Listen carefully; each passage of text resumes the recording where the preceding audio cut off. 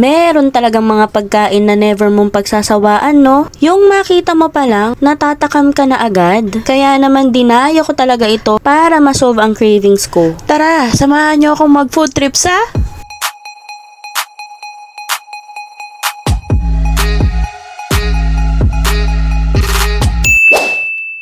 Ang chicken inasal nila, malaki ang portion, ang sarap ng timpla, nanunuot ang lasa ng ginger at lemongrass, kalahating manok pa ito, serve with atsara, soy citrus sa sausawan at garlic rice. Ang beef barbecue isaw naman nila, tender ang meat, masarap ang basing sauce, may masarap na sukang sausawan, serve with atsara at java rice. Ito yung pinaka-favorite ko, yung palabok supreme nila. Ang laki ng portion, may squid, shrimp, tinapa flakes, egg, at chicharon na isa sa nag-a-add ng texture profile sa palabok nila.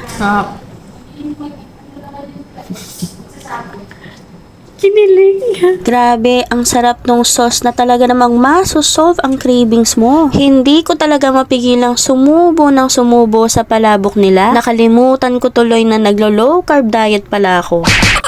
Na-amaze ako sa lasa ng ensalada nila. Hindi ako fan ng green mango, bagoong at freshly cut onions, pero napakain ako ng kaibigan ko. Refreshing.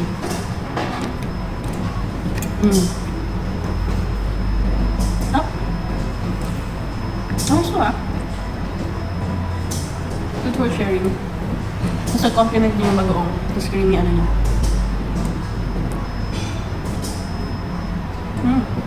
So, meron siyang tomato, cucumber, red radish, onions, green mango, then lettuce, bagoong, then creamy yung pinaka-sauce niya. Pero, may nalalasahan akong herb na dill. Kaya refreshing siya. Pero napakain ako dun. Hindi ako makain ng ulo sa kamangga. Sa kabagoong.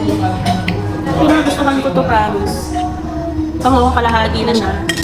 Hindi ko kang binibigyan yung kaibigan ko. Bahal sa buwan. Ako yan!